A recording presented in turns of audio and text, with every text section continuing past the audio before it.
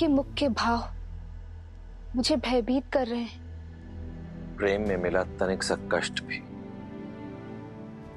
अत्यधिक प्रतीत होता है देवी, और सच्चा प्रेम खोने के पश्चात प्राणी के समक्ष केवल दो ही विकल्प शेष रह जाते हैं। या तो वो सृजन करता है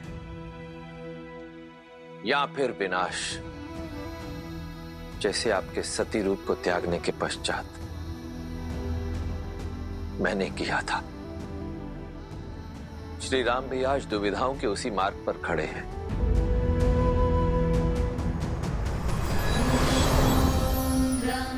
प्रणाम ब्रह्मदेव। प्रणाम माता।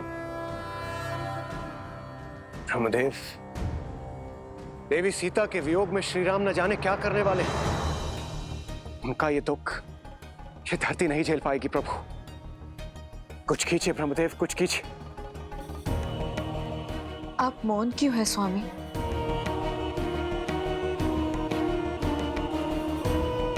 जो कुछ हो रहा है वह नियति ने निर्धारित किया है। आज तक श्री राम ने जो कुछ भी किया अपनी समझ के अनुरूप किया और नियति के अनुकूल किया, और आगे भी करेंगे। किंतु यदि श्री राम ने आज स्वयं अपने आप को नहीं संभाला तो फिर कदाचित वो होगा जो पहले कभी नहीं हुआ।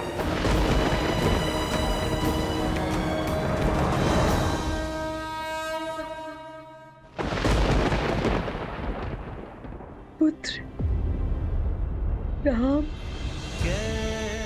माँ,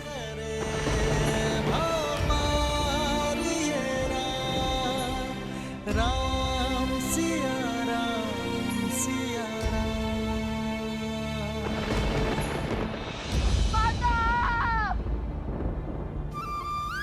संभालो अपने आप को पुत्र।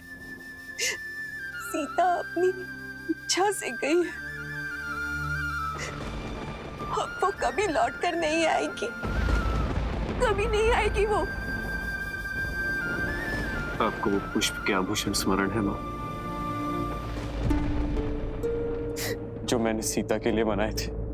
मैंने आपसे कहा था ना कि जब सीता आ जाएगी तो मैं उसे वो उपहार में दूंगा। मेरी सीता वो आभूषण अवश्य स्वीकारेगी। मेरे पुत्र कई वर्षों तक पिता की छत्र छाया से दूर रहे, किंतु आज जब मुझे पिता का प्रेम मिला तो नियति चाहती है कि उनके शीर्ष से माता का आंचल हट जाए।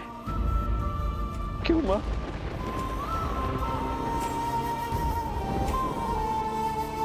आज तो संसार ने सीता की परीक्षा देख ली।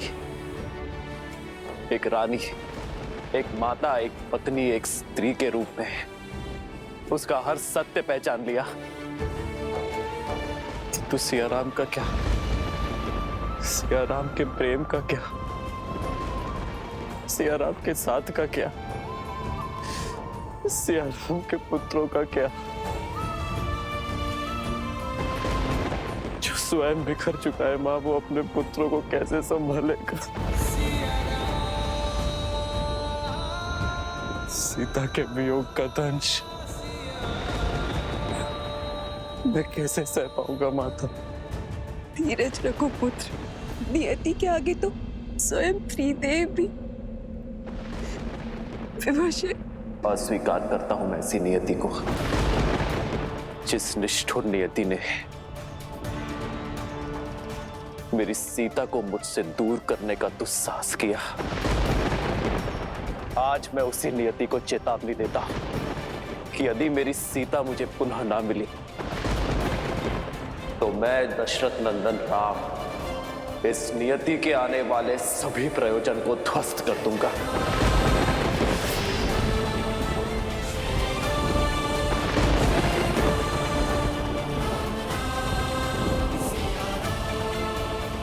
मूल्य नहीं चुकाएगी।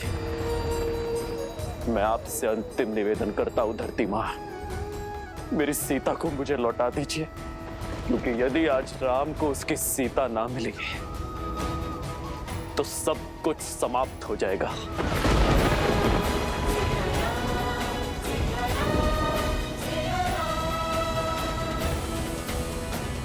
ये धरती, ये आकाश, ये पाताल, ये त्रिलोक, सब कुछ शून्य हो जाएगा।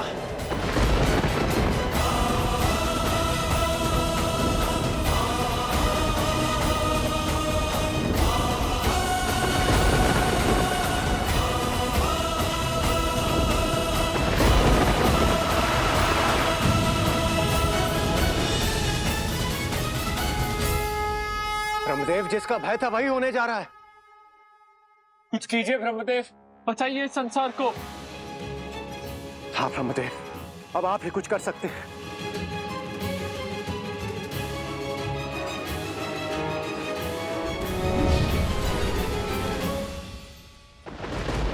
आपके मौन का अर्थ समझ गया मैं धरती मां।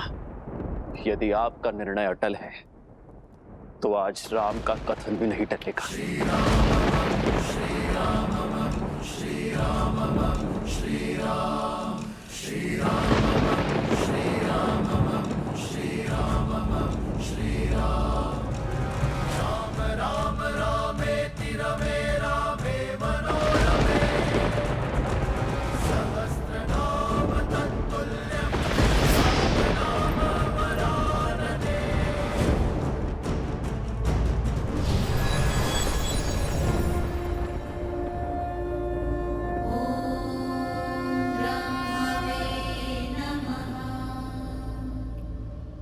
समय आ गया है महादेव।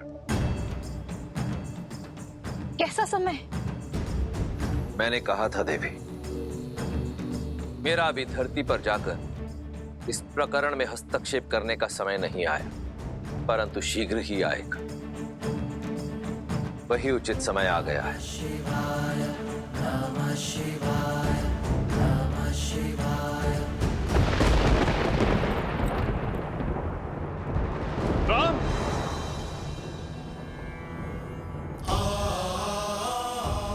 गुरु की आज्ञा की अवहेलना नहीं करना चाहता, इसलिए उचित यही होगा कि आप मुझे जाने से ना रोकें, क्योंकि आज स्वयं त्रिदेव ही क्यों ना आ जाए। राम सीता को पाए बिना नहीं रुकेगा। आज तो मुझे प्रलय का भी भय नहीं।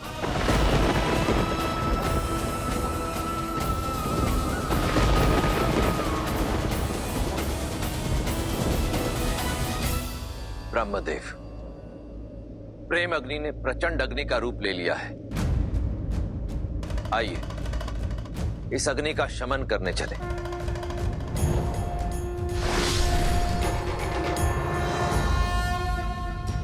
हरन हलाहल देने अमृत शिव पथ चलते सिया रघुनंदन। राम, ये अनर्थ मत करो पुत्र। राम, रुक जाओ राम। राम, रुक जाओ राम। रुक जाइए भैया, ऐसा मत कीजिए।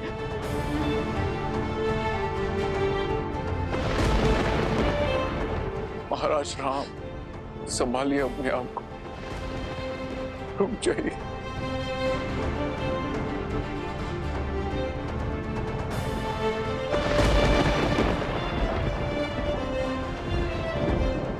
महाराज रुक जाइए महाराज। आज प्रभु श्री राम को कोई नहीं रोक पाएगा। आज उन्हें रोकने के लिए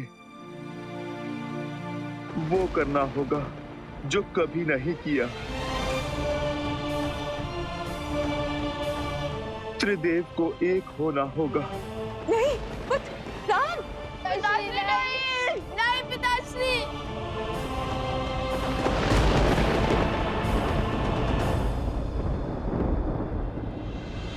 ऐसा प्रेम कहा भगवान, धर्म कसौटी करे सिया राम।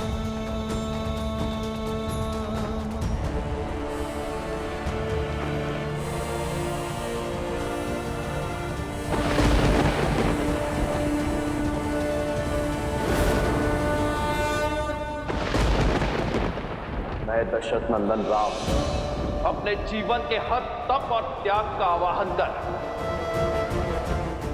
अपनी संपूर्ण शक्ति और सामर्थ्य का उपयोग कर उस पृथ्वी का अंत करने जा रहा हूं जिसने मेरी सीता को लीला है। आज रघुवंश के इस धनुष के आगे नियति को भी झुकना होगा, भाग्य को भी हारना होगा।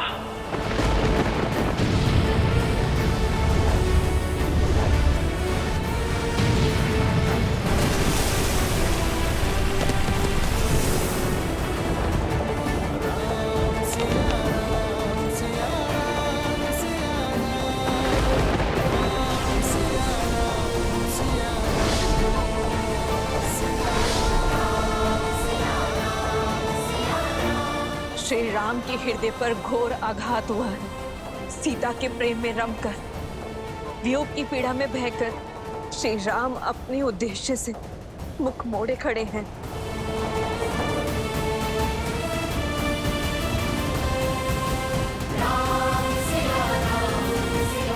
सृष्टि संकट में है महादेव, रोकिए श्री राम को।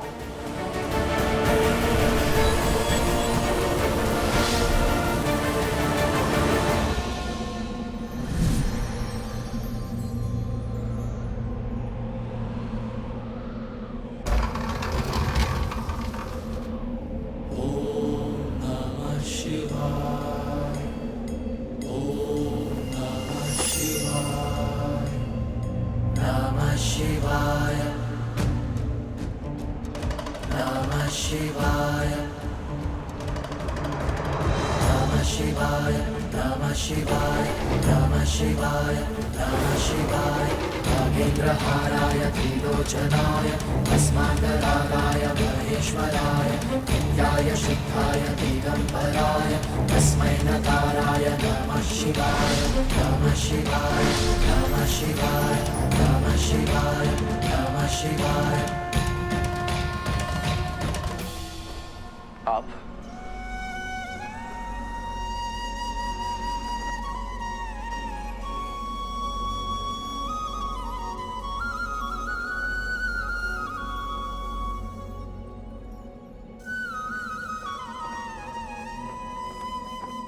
अंततः वो होने जा रहा है जो इस संसार ने आज के पूर्व कभी नहीं देखा। त्रिदेव पृथ्वी पर एक साथ, आज पृथ्वी धन्य हो गई। तो आज स्वयं नियति को बचाने, स्वयं भाग्य की रक्षा करने ब्रह्मदेव और महादेव आए हैं। नियति के निर्माता तो त्रिदेवों के अभिन्न अंग विष्णु है, परंतु आपको मिले दुख के कारण आप इस समय इतने व्यथित हैं कि स्वयं नियति के ही विरुद्ध जा रहे हैं। अन्यथा आप ही बताइए कि यह कैसे संभव है कि जो श्री राम सदा धर्म और कर्म के मध्य संतुलन स्थापित करते थे, जो नियति के हर लेख को सहर्ष स्वीकार करते थे, जो सदा कर्म के पथ पर चलते थे, जो अपने कर्म के बल से नियति को ही परिवर्तित कर देते थे, आज वो स्वयं ही नियति के विरुद्ध जा रहे हैं। आज वही श्री राम संसार का सबसे बड़ा संकट कैसे बन सकते हैं? ये राम काज नहीं है। श्री राम का कार्य तो सृजन करना है, जीवन लेना नहीं, जीवन देना है। जिसने सदा ही अपने मन कर्म वचन से धर्म की रक्षा की हो, वो ऐसा घोर अधर्म करेगा तो सृष्टि का संतुलन तो बिगड़ेगा ही। बस कीजिए, मुझे इतना महान मत बनाइए। जीवन भर इसी महानता का मूल्य चुकाता आया हूं मैं, किंतु जब तक ये महानता का मूल्य मुझ तक सीमित था, तब तक सब उचित था। किंतु आज मेरी महानता का मूल्य मेरी सीता को चुकाना पड़ा, उसे धरती में समाना पड़ा। तो आप ही बताइए ब्रह्मदेव, क्या मेरा टूटना उचित नहीं है? मुझ में अब और क्षमता नहीं है। मैं टूट चुका हूं। टूटे तो आप भी थे ना महादेव, जब शक्ति स्वरूपा देवी सती ने अपने प्राण त्यागे थे, तब आपने भी तो तांडव ही मचाया था, संपूर्ण सृष्टि में प्रलय लाई थी। महादेव, आप तो देवों के देव हैं। आपकी वेदना के समक्ष मेरी वेदना तुच्छ है, किंतु प्रेम या तो मनुष्य को बनाता है या मिटाता है, और हमारे प्रेम का मूल्य मेरी सीता को चुकाना पड़े। ये स्वीकार नहीं है मुझे महादेव।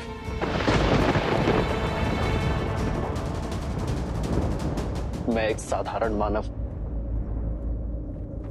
और एक साधारण मानव की भांति मैंने हर दुख को सहा है, अपने भाग्य में आई नियति को स्वीकारा है, किंतु सीता का ये चैन मुझे स्वीकार नहीं है महादेव। मेरी सीता ने संसार में नारी का सम्मान बढ़ाया है, लोक अपवाद के हर दंश का अंत किया, मेरे राजधन की लाज रखी उसने, इस संसार के सभी प्रश्नों का उत्तर दिया, किंतु नियति ने मेरे पुत्रों से उसकी माता छीन ली। संसार ने तो सब पा लिया, किंतु खोया तो मेरे पुत्र नवकुश ने, खोया तो मेरे हनुमान ने, खोया तो लक्ष्मण, भरत और शत्रुघ्न ने, खोया तो मैंने अपनी सीता को। नहीं श्री राम, कौन कहता है कि आपने देवी सीता को खो दिया? देवी सीता जिस उद्देश्य से धरती पर आई थी, वो उद्देश्य पूर्ण हो चुका। जिस प्रयोजन से वो धरा पर आई, वो पूर्ण हो गया। परंतु सिया राम का मिलन तो अभी शेष है। अवश्य,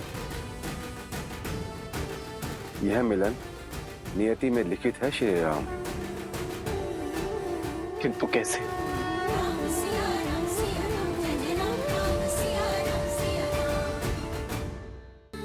अभी अभी तो मेरे नेत्रों के समक्ष मेरी सीता मुझे छोड़कर धरती में समा गई। ये कैसे संभव है? संभव है। धैर्य रखिए श्री राम, और अपने वास्तविक परिचय को पहचानने का प्रयास कीजिए। आप रघुकुल नंदन हैं, अयोध्या के मर्यादा पुरुषोत्तम श्री राम हैं, परंतु आपका परिचय केवल यहीं तक सीमित नहीं है। अपने अंतर्मन में झांकिए श्री राम, अपना सत्य खोजिए, अपना और देवी सीता का वास्तविक परिचय जानने का प्रयास कीजिए। इस क्षण, इस घड़ी मेरे अंतर्मन में केवल अनंत दुख के काले बादल हैं महादेव, जिनके पार देखना असंभव प्रतीत होता है। आपका ये दुख, आपकी ये संवेदना, आपकी ये दुविधा एक साधारण मनुष्य जैसी है, परंतु स्वयं आप साधारण मनुष्य नहीं है श्री राम। आप तो वो असाधारण शक्ति है जिसके सुदर्शन से ये समस्त संसार चलता है। आप तो वो हाथ है जो इस संसार का पालन करते हैं। आप तो वो पग हैं जिन पर इस धरती का संतुलन टिका हुआ। अपनी आंखें मूंदिए श्री राम, और अपने अंतर्मन में झांक कर इस दुख, इस अंधकार के उस पार देखने का प्रयास कीजिए। आपको हर प्रश्न का उत्तर स्वतः मिल जाएगा।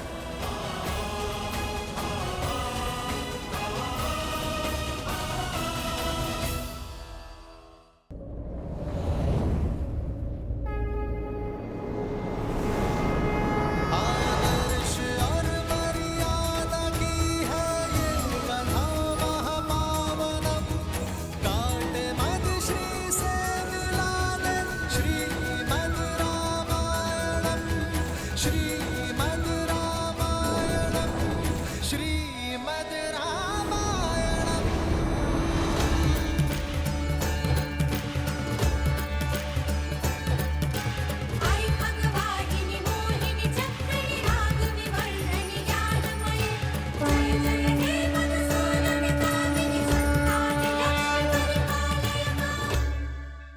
अपनी आंखें मूंदिए श्री राम और अपने अंतर्मन में झांक कर इस दुख, इस अंधकार के उस पार देखने का प्रयास कीजिए।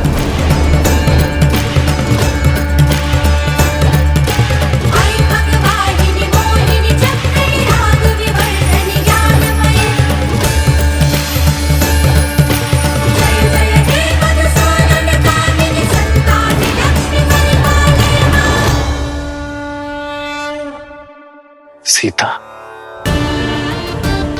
देवी लक्ष्मी। हाँ श्री राम, देवी सीता वैकुंठ में आपकी प्रतीक्षा कर रही हैं। अब आप मेरे नेत्रों में झांककर अपना परिचय खोजने का प्रयास कीजिए।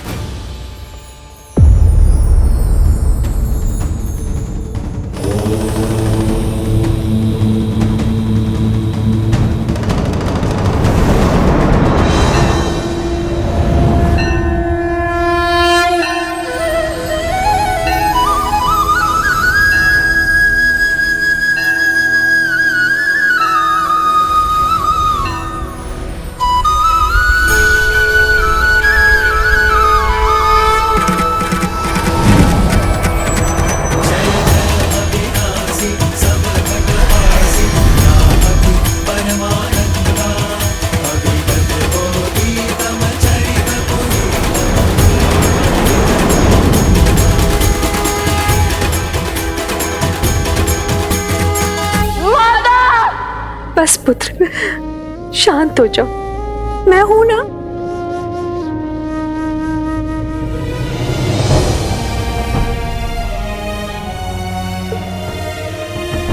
इस विलाप का अंत करो पुत्रों। देखो, दादी माँ है ना तुम्हारे पास? राम परिवार के लिए यह स्थिति बड़ी ही दुखदाई है, किंतु ऐसी विकट घड़ी में जब परिवार साथ खड़ा होता है, एक दूसरे को संभाल देता है, तभी मन से उस पीड़ा से उठ पाता है। अब हम सबको मिलकर यही साहस प्रभु को भी देना होगा। यदि हम उनके सामने टूटे तो प्रभु तो बिखर ही जाएंगे। माता के जाने का दुख तो असहनीय है, किंतु स्मरण रहे, हमारे सिर से एक माता के स्नेह का आंचल उठा है। 3 माताओं की ममता अब भी हमारे साथ है। और यही क्यों, हम सब मिलकर संभालेंगे तुम्हें। तुम्हारा ये ज्येष्ठ भाई हनुमान संभालेगा तुम्हें। तुम्हारे चाचा श्री ये संपूर्ण परिवार संभालेगा तुम्हें। इसलिए तुम अपनी चिंताएं छोड़ो और प्रभु की सुध लो। उनके मन का संताप अग्नि का ताप बनकर संसार के ऊपर बरस। सीता वैकुंठ में आपके लिए प्रतीक्षारत है नारायण।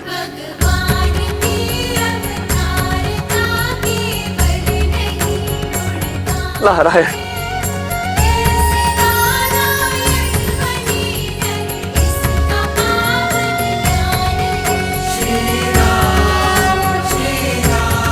कितना सुंदर और अविस्मरणीय क्षण है ये। महादेव अपने परम मित्र नारायण से वर्षों पश्चात भेंट कर रहे हैं। धन्य है ये क्षण, और धन्य है हम सभी जो इस मधुर क्षण का साक्षी बनने का हमें सौभाग्य प्राप्त हुआ।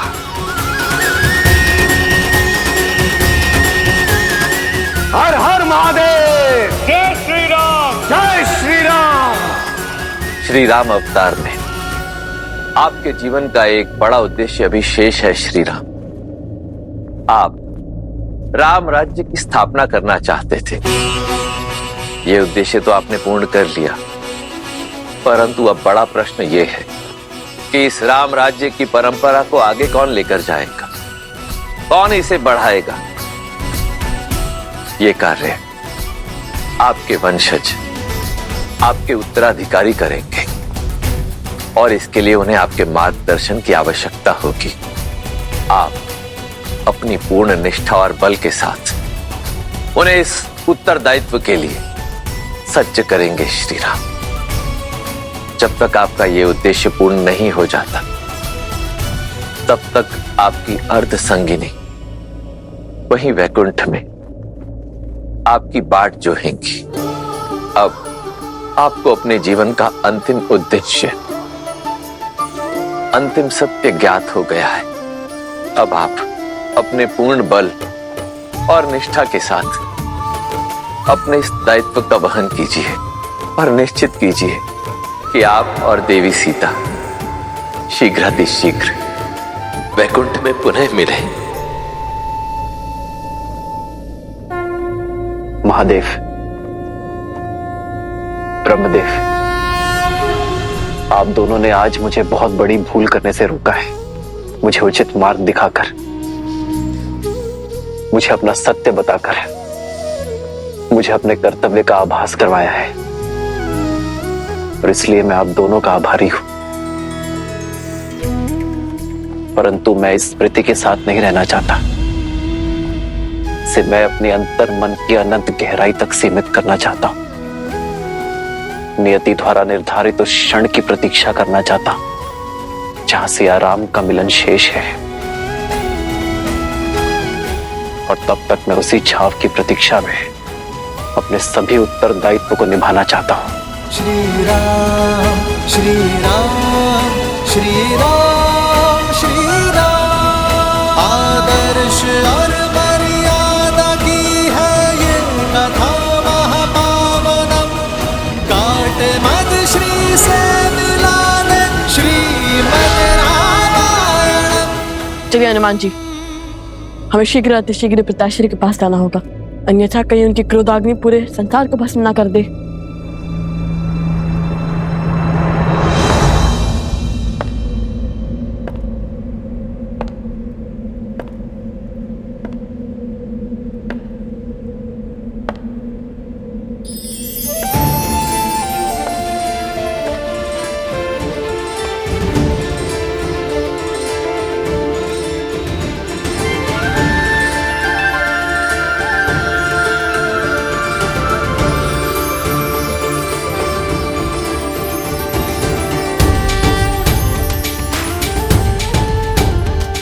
प्रभु, रामचंद्र कृपालु भजु मन हरण भव भय दारुणम। नव कंज लोचन कंज मुख कर कंज पद कंजारुणम। कंदर्प गणित अमित छवि नव नीला नीरज सुंदरम। पटपीत मानहु दड़ित रुचि सुचि नामि जनक सुतावरम। श्री राम राजा राम श्री राम। श्री राम जय जय राम। श्री राम श्री राम राम राम सिया राम। आज इस सभा में जो भी हुआ वो नहीं होना चाहिए था। सीता को नहीं जाना चाहिए था, किंतु मुझे आशा है कि सीता का यह समर्पण संसार को शुभ फल देगा। इस संसार में जब जब सीता का समर्पण स्मरण किया जाएगा तब तब इस पृथ्वी पर उपस्थित प्रत्येक नारी को शक्ति मिलेगी।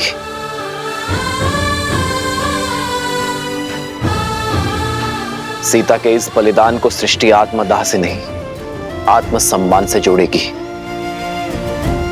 स्त्री शक्ति का उदाहरण मानेगी।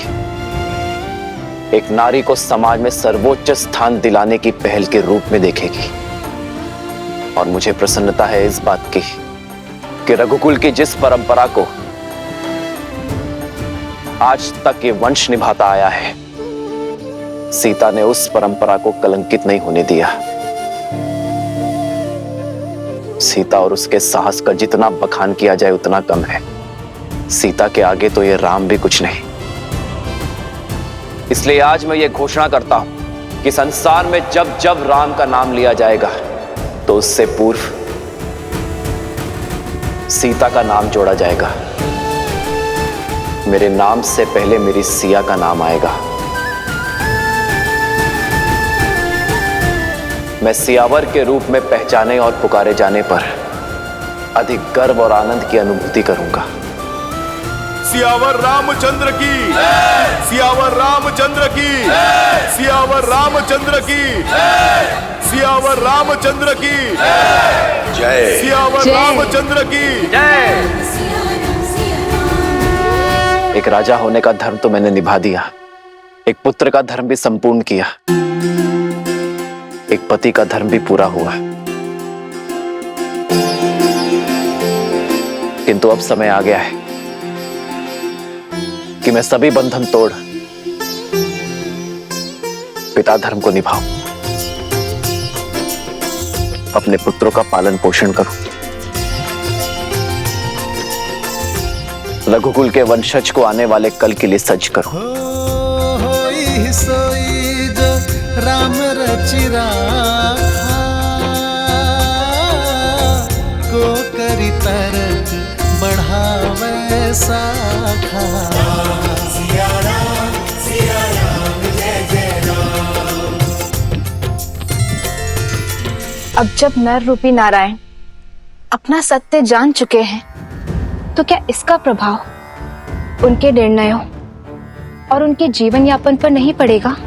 अपने बल का भान होने के पश्चात जो अहंकार की भावना से ग्रसित हो जाए वो नर होता है देवी, नारायण नहीं।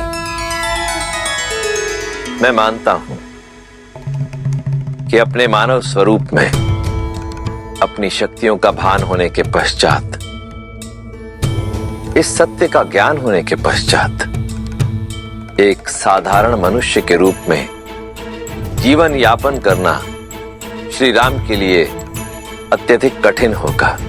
परंतु समझ लीजिए, यही है मेरे श्री राम की अग्नि परीक्षा, क्योंकि अब तो दायित्वों में उद्देश्य का रंग भी घुल गया है। संसार में नारायण से बड़ी कोई शक्ति नहीं देवी, और मर्यादा पुरुषोत्तम श्री राम से बड़ा किसी का उत्तरदायित्व भी नहीं। इसलिए मुझे पूर्ण विश्वास है देवी कि श्री राम अपने उत्तरदायित्वों का वहन उसी दक्षता से करेंगे जिस दक्षता से वो करते आए हैं। श्री राम श्री राम श्री राम श्री राम। महाराज,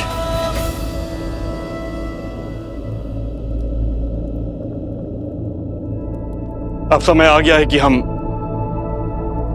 अयोध्या में व्याप्त दुख को भूलकर सुख का संधान करें।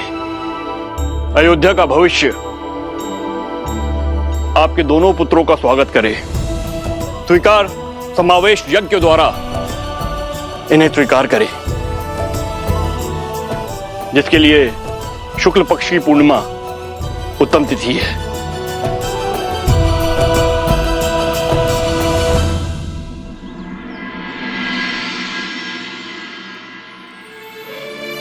माता, आपकी ममता की शीतल छाव को छोड़े 2 पूर्णिमाएं बीत चुकी हैं, किंतु आपके प्रेम के बिना हमारे लिए हर रात्रि अमावस्या ही है। मन को समझाने का बहुत प्रयत्न करते हैं माता, किंतु वो आपकी स्मृतियां जाती ही नहीं है। पिताश्री की ओर से हर सुख, हर सुविधा पा रहे हैं हम, किंतु तृप्ति नहीं मिलती।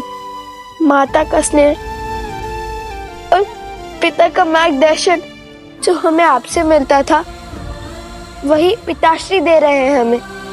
परंतु आपकी ममता आपके अतिरिक्त और कौन दे सकता है?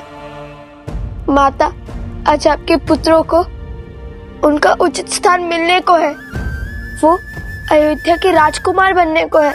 हमारे समावेश यज्ञ के लिए पूरी अयोध्या उत्साहित है, किंतु आपके बिना हम ये यज्ञ कैसे कर सकते हैं?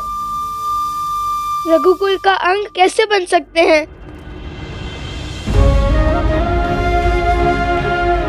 मन नहीं करता हमारा आपके बिना इस सम्मान को स्वीकारे, किंतु संस्कार प्रेम के आड़े आ रहे हैं माता।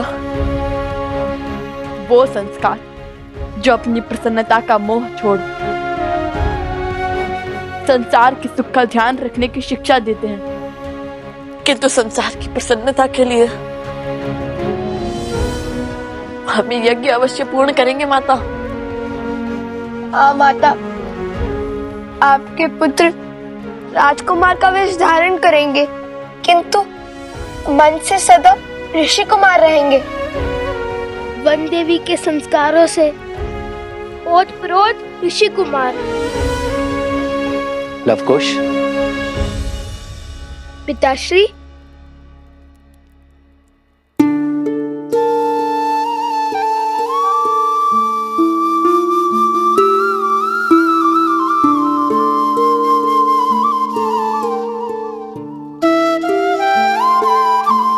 किसने कहा कि तुम्हारी माता इस उत्सव में भाग नहीं लेगी? किसने कहा कि तुम्हारी माता तुम्हारी प्रसन्नता में उपस्थित नहीं होगी?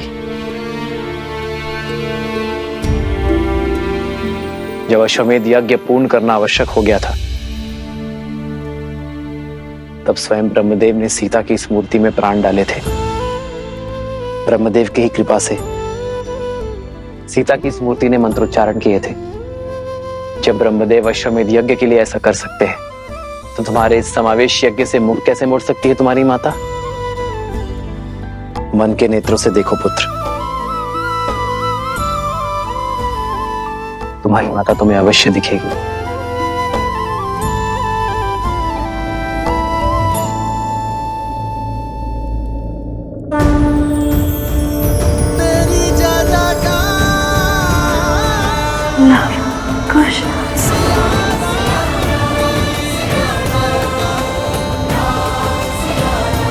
माता,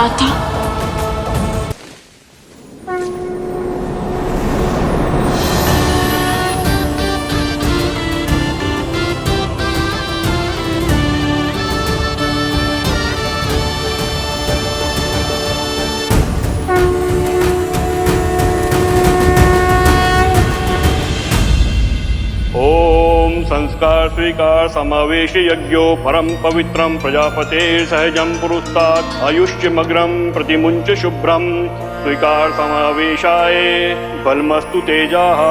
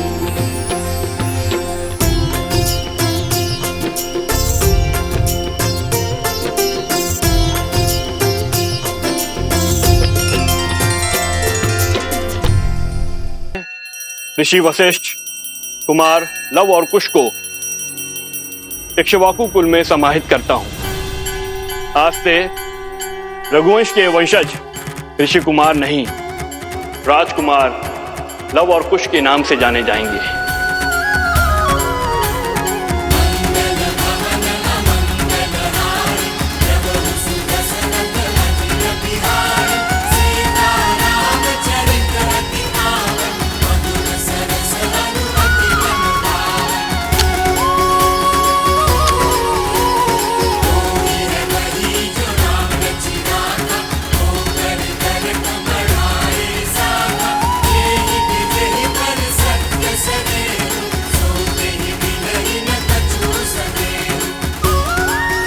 हमें आशीर्वाद दे माता। हमें आशीर्वाद दे माता।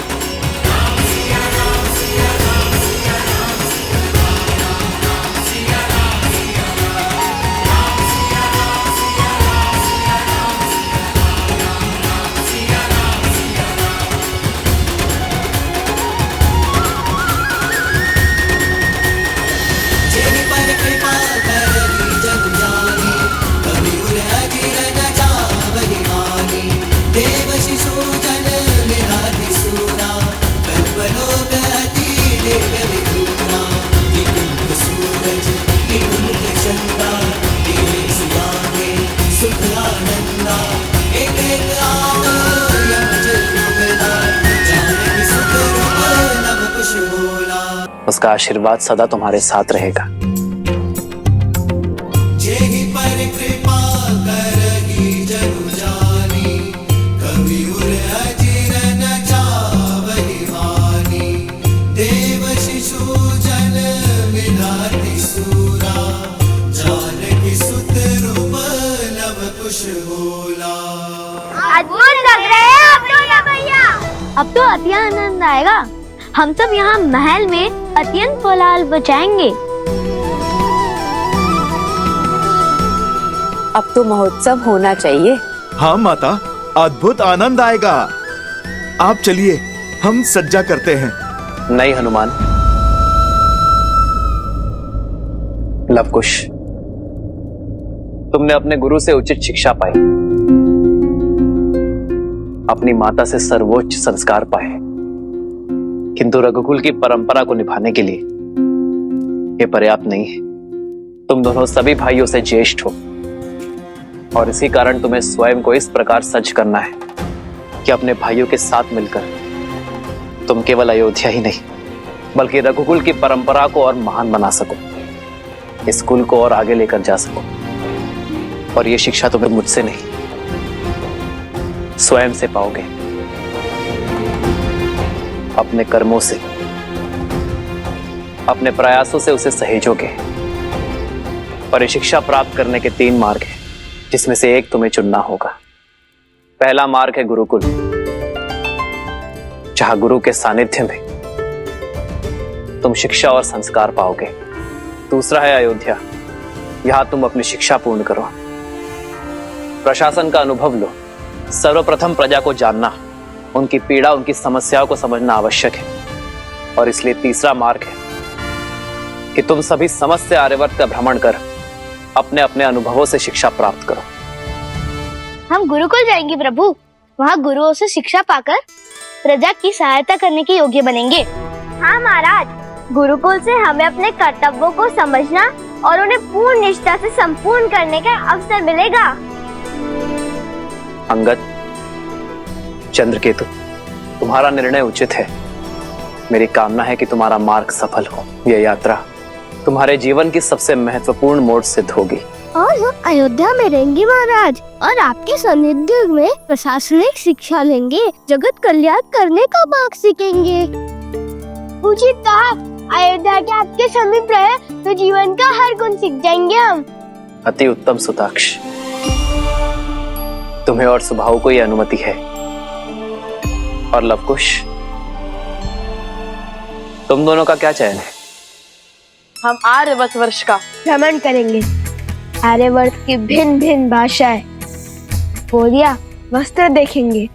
प्रजा की बाधाएं, चिंताएं और देख विविधताएं समझते हुए हमने ये निर्णय लिया है। आज मैं स्वयं आर्यवर्त को अपने भ्रमण से जाना था, इसलिए हम भी आपका अनुसरण करेंगे। और यात्रा तो शिक्षा और अनुभव पाने का एक सबसे उत्तम मार्ग है। साधु लवकुश, तो ये निश्चित रहा, तुम दोनों कल ही आर्यवर्त के भ्रमण पर निकलोगे और समस्त आर्यवर्त की परिक्रमा करके ही अयोध्या लौटोगे। पर पुत्र, अभी अभी तो लवकुश का समावेशन पूर्ण हुआ है। अभी अभी तो। क्षमा चाहता हूँ माता, किंतु अयोध्या के पास इतना समय नहीं है। हाँ, किंतु राम। पिताश्री उचित कह रहे हैं। हमें शीघ्र ही कार्यभार संभालना चाहिए। बुद्धि और संस्कार के धनी है मेरे सीता के पुत्र। हनुमान, तुम भी लवकुश के साथ ही जाओगे। ये यात्रा बहुत बड़ी है और उन्हें। प्रभु, यहाँ आपकी सेवा। उसकी चिंता मत करो हनुमान।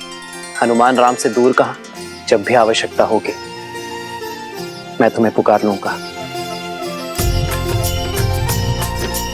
भरत जी भैया। तुम सभी बालकों के साथ कैकेयी की ओर प्रस्थान करो। माता कैकेयी को मेरा प्रणाम देना और मार्ग में मधुरापुरी से शत्रुघ्न की कुशल क्षेम लेते हुए ही आगे बढ़ना।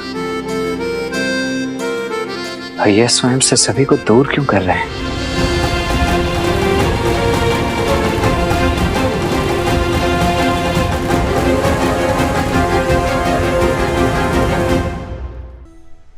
ये क्या महादेव, श्री राम सबको स्वयं से दूर क्यों भेज रहे हैं?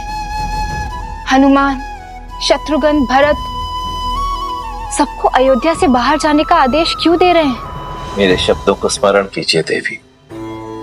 श्री राम को उस सत्य का ज्ञान हो चुका है जिसके विषय में अन्य कोई नहीं जानता।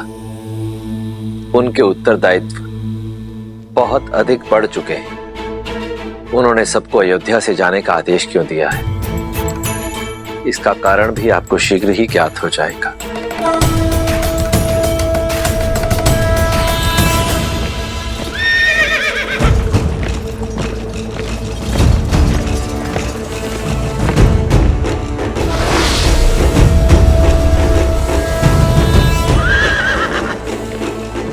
बस सारथी, अब रथ रोको। यहाँ से श्री राम के राज्य की सीमा समाप्त होती है, इसलिए आप रथ लेकर लौट जाइए। क्यों भला? आप दोनों तो रघुवंश का कल हैं। पगों पर नहीं, रथ पर चल के जाएंगे। आप आगे प्रस्थान कीजिए हनुमान जी, हम आते हैं।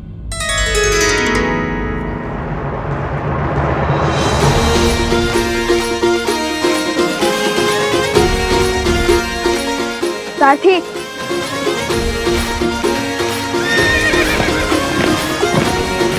क्या सोच रहे हैं आप दोनों? और ये क्या है?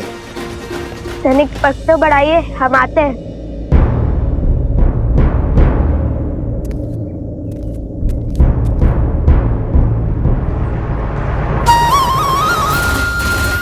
जाके राम की मर्यादा सीता का बलिदान करने ये राम गुणगान आए हैं। चलते रहिए हनुमान जी, ऐसे क्या देख रहे हैं?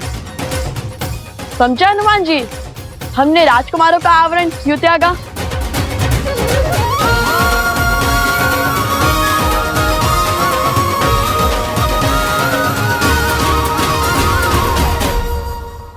बताइए ना, आप तो बड़े हैं, उस छोटे भाइयों की हर बुद्धिमानी और अटखेली समझते हैं। अवश्य, यदि आप सबको अपना सत्य बताएंगे तो कभी भी आप जनता का वास्तविक सत्य समझ नहीं पाएंगे। आर्यवर्त वर्ष की विविधताएं और दुविधाएं समझने के लिए आपको दो सामान्य ऋषि कुमार बनकर ही सभी से मिलना होगा। जब ऋषि कुमार संसार से मिलेंगे तो फिर सभी का व्यवहार भी सामान्य ही होगा। आपके ज्ञान में वृद्धि होगी। 100%। साधु संत के तुम रखवारे, असुर निकंदन राम दुलारे। जय जय जय हनुमान गोसाई, कृपा करहु गुरुदेव की नाई।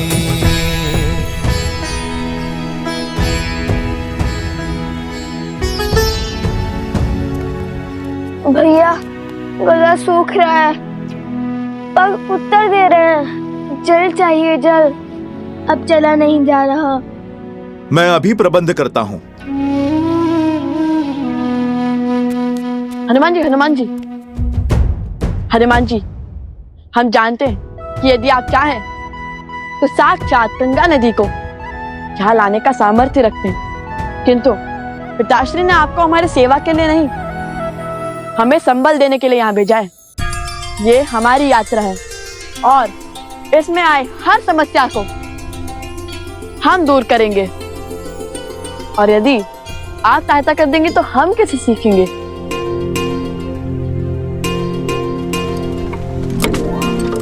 भैया, बैलगाड़ी।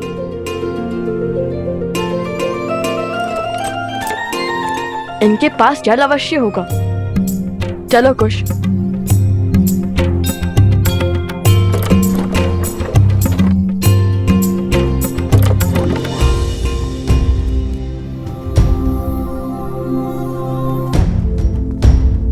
माता, तनिक जल मिलेगा?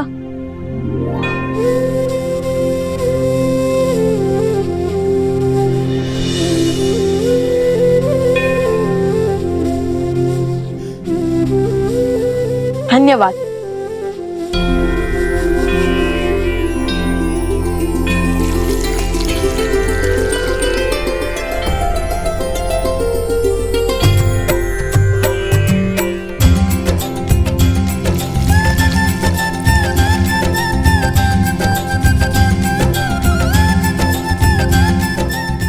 मन दोनों तृप्त हो गए। माता, आपने तो मृत्यु के मुख से निकाल दिया। हम आपके ऋणी हैं, बताइए हम आपकी क्या सहायता कर सकते हैं? सहायता मेरे लिए?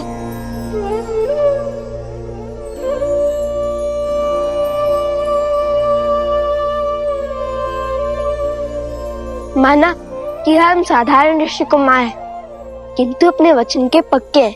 जब भी आप पर समस्या आएगी, हमें अपने साथ खड़ा पाएंगी। ये हमारा वचन है आपके, हम अपना वचन अवश्य निभाएंगे।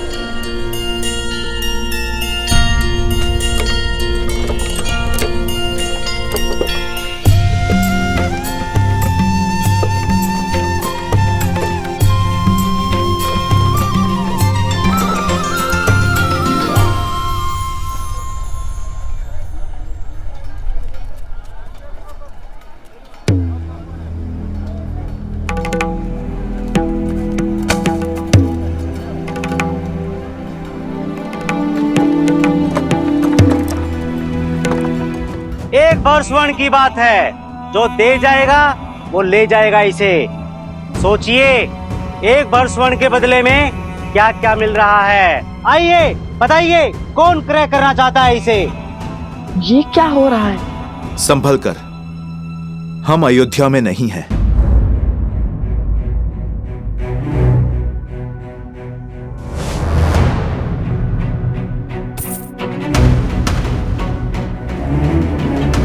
इतनी दुर्बल और छीणकार कुछ कार्य भी कर पाएगी या नहीं? अरे ये सब चाल है इसकी, ताकि इसे कोई क्रय न कर सके और इसे काम ना करना पड़े। देखिए कितनी कृषकाएं है, किंतु है बड़ी बलवान।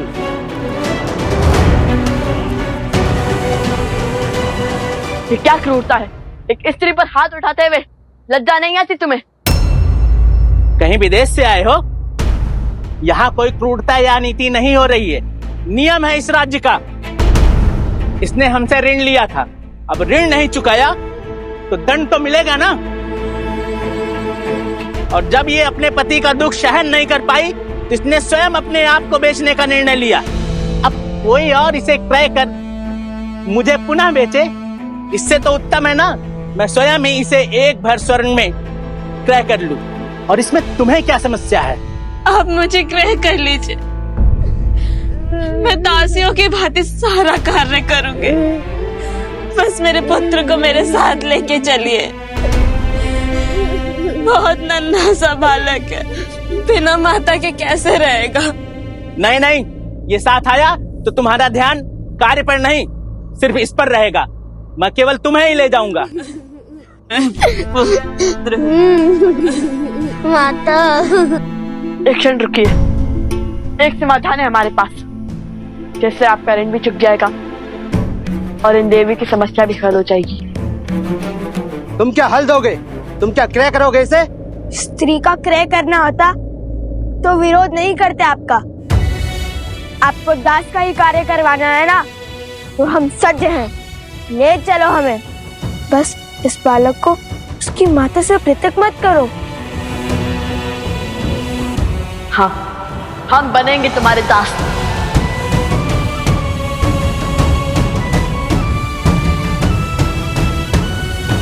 हम स्वस्थ बालक हैं, वन में श्रम करने का अभ्यास है हमें, इनसे अधिक कार्य कर पाएंगे।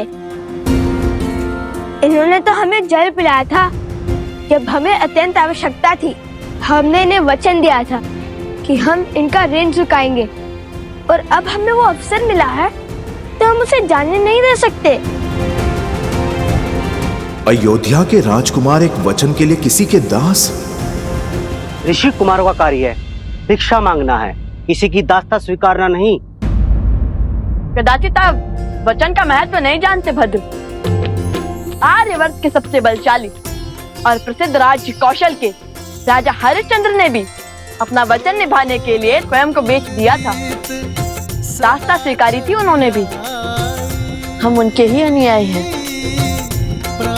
हाँ, जय राजा हरिश्चंद्र।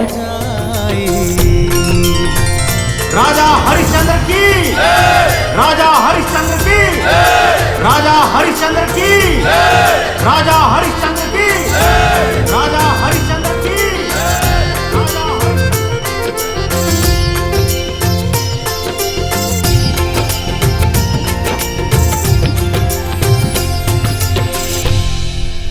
धन्यवाद राजश्री विश्वामित्र।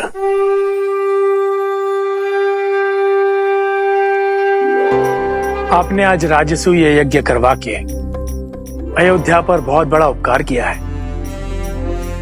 मैं ये ऋण चुकाने में तो असमर्थ हूं, किंतु दक्षिणा में जो आपकी आज्ञा होगी उतना देने का वचन देता हूं। राजा हरिश्चंद्र, इस राजसूय यज्ञ के बदले मैं आपसे आपका सब कुछ मांगता हूं।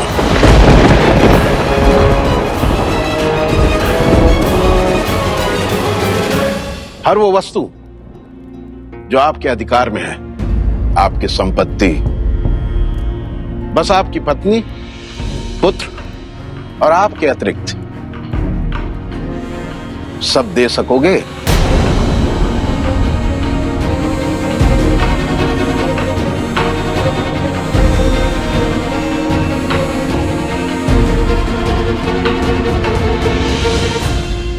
सूर्यवंश की संतान अपने वचन से फिर नहीं सकती ऋषिवर। मैं हरिश्चंद्र सूर्य के तेज को साक्षी मानकर अपनी पत्नी शैव्या और पुत्र रोहिताश्व के अतिरिक्त अपनी संपूर्ण संपत्ति, राज्य, अधिकार इसी क्षण आपको सौंपता हूं।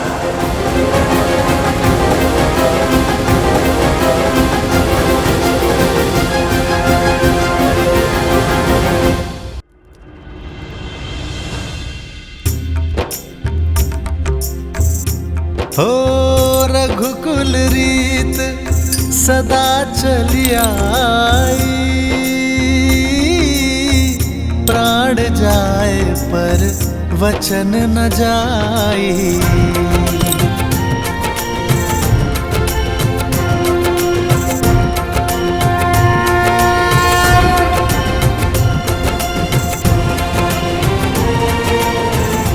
राजा हरिश्चंद्र का सब कुछ लेने के बाद भी ऋषिवर ने उनसे कुछ और मांगा।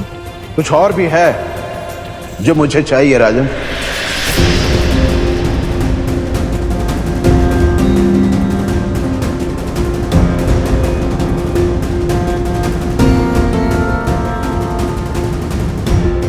रिक्त हो गया हूं ऋषिवर, अब राजा भी नहीं रहा। कुछ नहीं है मेरे पास, किंतु वचन से बद्ध हूं। कहिए क्या इच्छा है आपकी ऋषिवर? यदि वश में हुआ तो पीछे नहीं हटूंगा। मुझे अपने दंड के भार की स्वर्ण मुद्राएं और चाहिए राजन।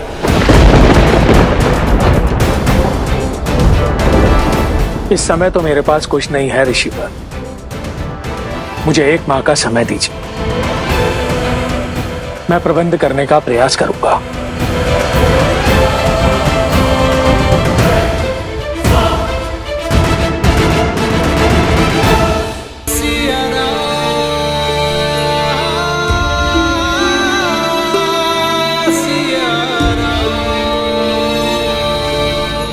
लवकुश की ये यात्रा केवल अनुभव और शिक्षा अर्जित करने तक सीमित नहीं है सीते, ये उनके दिग्विजय का शंखनाद है।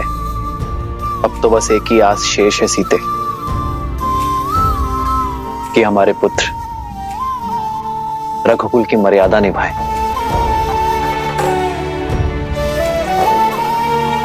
हमारे पूर्वजों की परंपरा का अनुसरण कर पाए,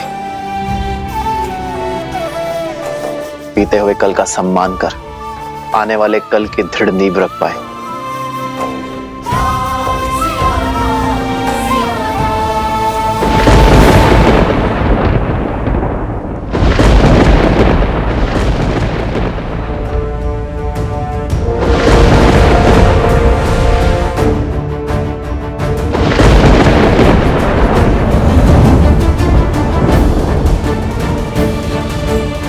लगता है वियोग का दंश समाप्त होने को है सीते। ये राम शीघ्र ही तुमसे मिलने को है।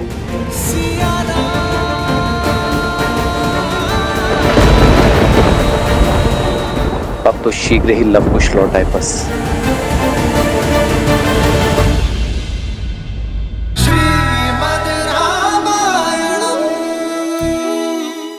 का कार्य है, भिक्षा मांगना है, किसी की दास्ता स्वीकारना नहीं। आर्यवर्त के सबसे बलशाली और प्रसिद्ध राज्य कौशल के राजा हरिश्चंद्र ने भी अपना वचन निभाने के लिए स्वयं को बेच दिया था। हम उनके ही अनुयायी हैं।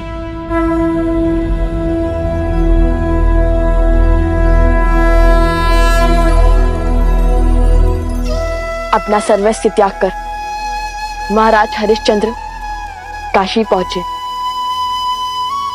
काशी में जैसे तैसे उन्होंने अपना जीवन यापन किया। उनके पास ना खाने को कुछ था और ना पहनने को, बस साथ थी तो रघुकुल की रीत और परिवार की प्रीत, और साथ में चिंता की समय बीता जा रहा है और महर्षि विश्वामित्र की मांग कैसे पूरी की जाए। प्रणाम ऋषिवर।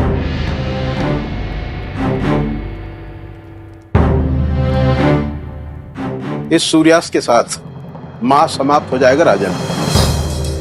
मेरा दान अभी शेष है। स्वामी, यदि मुझे बेचकर आपका वचन पूर्ण हो सके तो मैं सज्ज हूँ। नहीं, तुम्हारा लालन पालन पति होने के नाते मेरा कर्तव्य है। और पति के संकट में साथ पीड़ा उठाना और पति के वचन को बनाए रखना पत्नी का कर्तव्य है।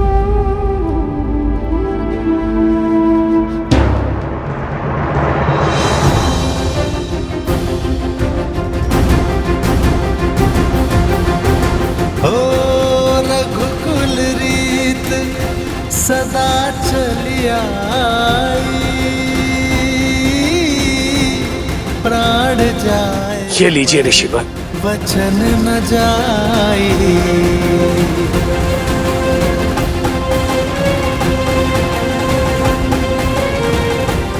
ऋण अभी शेष है। अपने वचन की रक्षा करने को राजा हरिश्चंद्र ने ऐसा दुखदाई कार्य भी किया।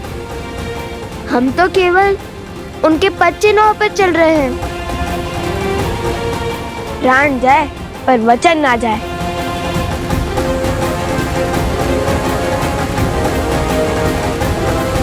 तो ठीक है, आज से कर चुकने तक तुम दोनों मेरे दास हुए। चलो, हो रही मेरी बैलगाड़ी।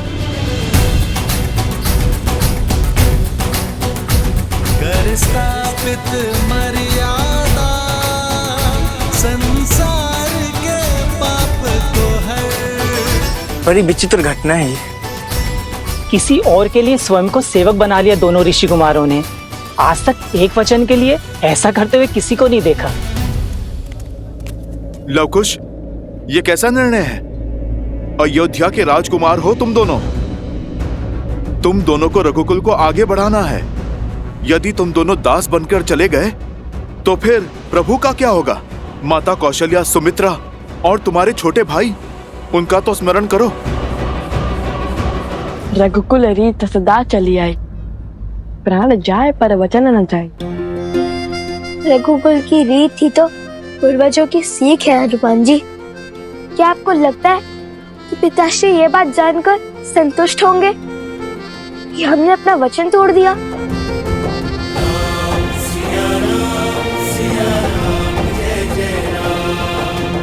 और क्या एक माँ और बेटे को अलग होते हुए ऐसे ही देखते रहे?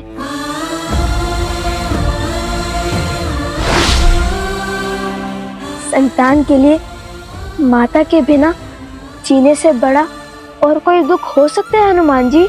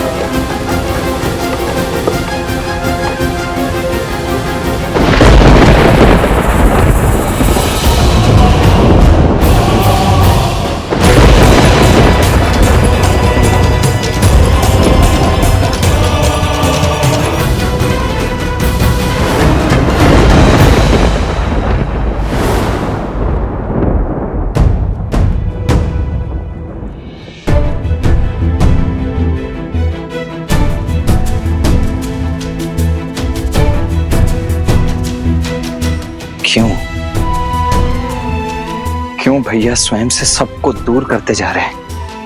पहले ऋषि कुमारों को स्वयं से दूर भेज दिया, फिर अब भरत भैया को भी शत्रुघ्न के पास भेज दिया है। मंशा क्या है भैया की?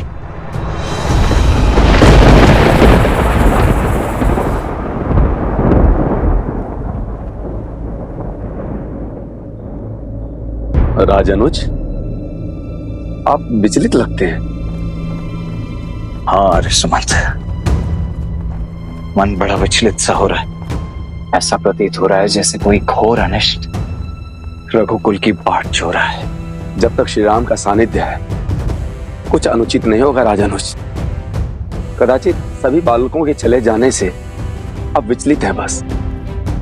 कुछ क्षण मंदिर में बैठिए, मन शांत होगा। यहाँ की चिंता मुझ पे छोड़ दीजिए।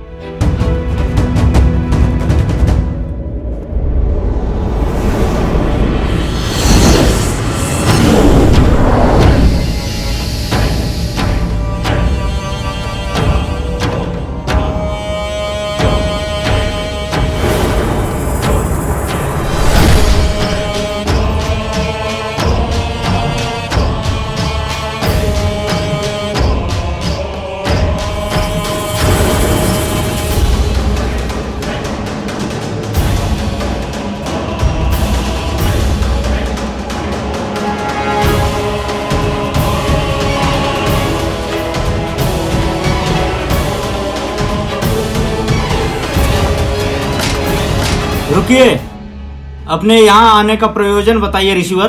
इतना पर्याप्त नहीं कि एक बैरागी श्री राम से मिलना चाहता है, उनसे शीघ्र मिलना आवश्यक है। अवश्य ऋषिवर, किंतु आज महाराज का सभी साधु सन्यासियों से एकांत में मिलने का, उनके दुख सुख समझने का दिन है। ये सभी आपसे पूर्व श्री राम से भेंट की बाट जोर है। क्षमा करें, इनकी प्रतीक्षा से मुख मोड़ के इनसे पूर्व आपको आगे जाने देना उचित नहीं होगा।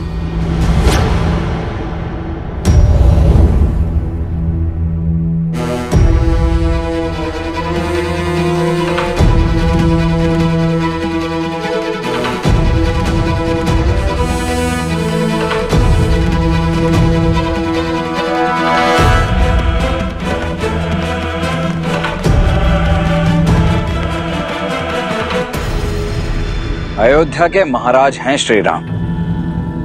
बिना अग्रिम सूचना के तो काल को भी उनसे भेंट करने का अधिकार नहीं है। फिर आप कौन हैं? यदि मुझे परिचय की आवश्यकता है तो लीजिए, श्री राम को दे दीजिए। अभिमा, ये मुद्रिका देख, वह स्वयं ही मुझे बुला लेंगे। ये मुद्रिका आपके पास आई कहां से? है कौन आप? कृपा करके शीघ्र मेरी श्री राम से भेंट करा दीजिए, आपको सभी प्रश्नों के उत्तर मिल जाएंगे।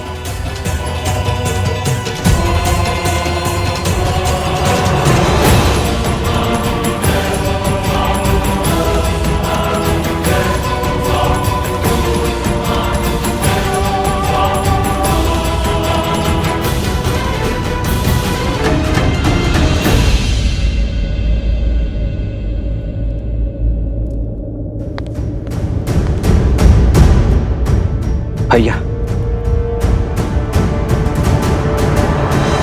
जन्म जन्म का है ये संगम, राम रतन सीता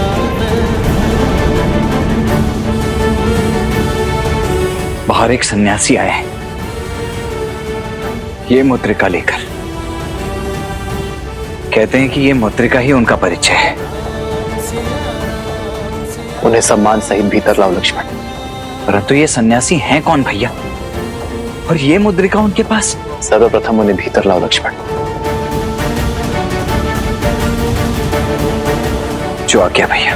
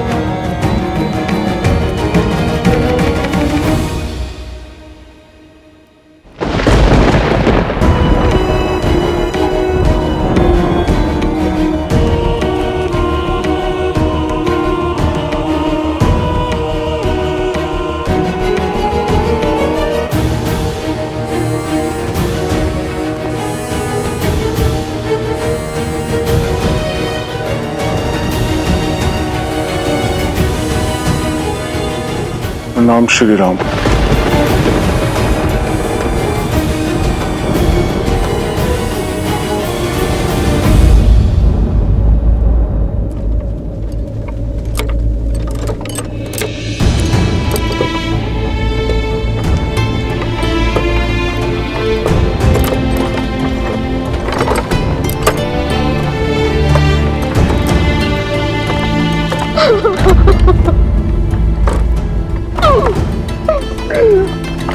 प्रभु रुकिए रुकिए रुकिए प्रभु रुकिए।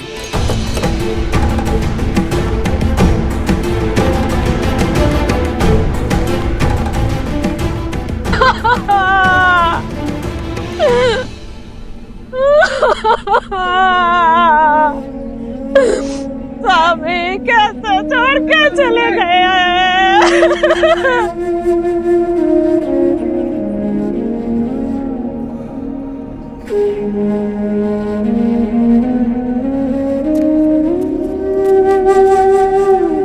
ये माता इतनी पीड़ा में है, विलाप कर रही है, अपने पति को भी खो चुकी है, फिर भी इनकी सहायता के लिए कोई आगे क्यों नहीं आ रहा है? क्योंकि सबको अपने प्राण प्रिय हैं। इनके पति को स्पर्श जन रोग था, कल से यहाँ बैठी हैं, किंतु कोई आया नहीं इनके अंतिम संस्कार के लिए। पर रोगी की तो सहायता करनी चाहिए ना। ये रोग से ग्रस्त था, बाकी सब भय से। भय कहीं संक्रामक रोग उन्हें ना हो जाए।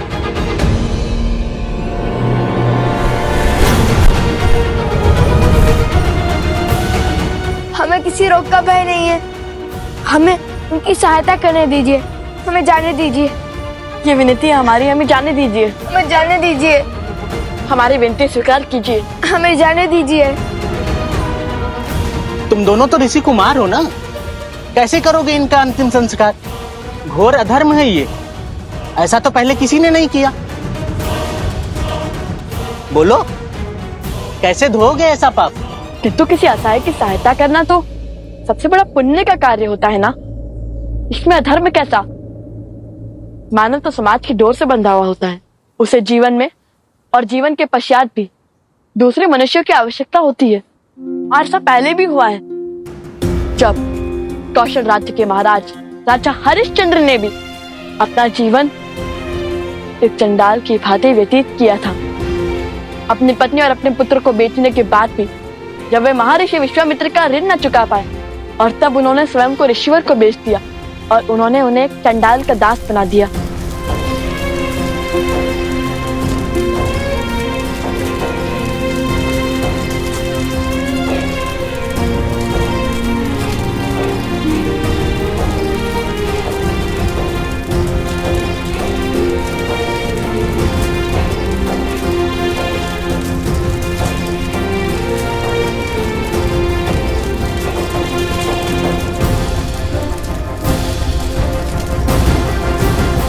तुम्हारा कार्य यहाँ लाए गए सभी शरीर से दाह संस्कार शुल्क लेना है।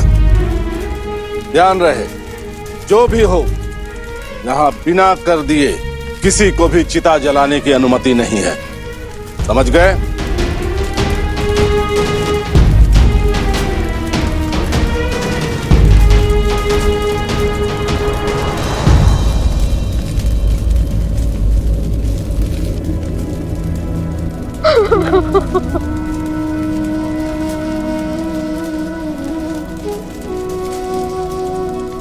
साक्षात माता सीता और प्रभु श्री राम की प्रति छाया है लव कुश। जितने सुंदर स्वयं हैं, उतने ही सुंदर उनके संस्कार।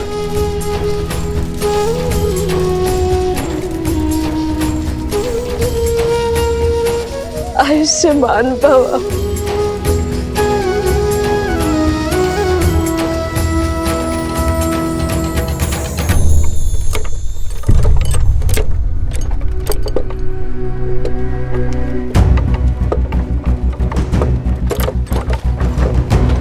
इतनी तीव्र धूप, बहुत तप रहा है आज सूरज।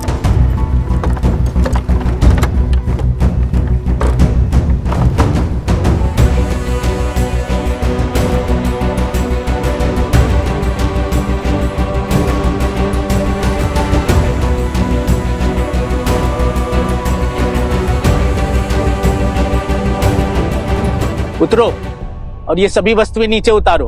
और हाँ, ध्यान देना कोई भी चीज टूटनी ना पाए। लव कुश का काम तोड़ना नहीं जोड़ना है।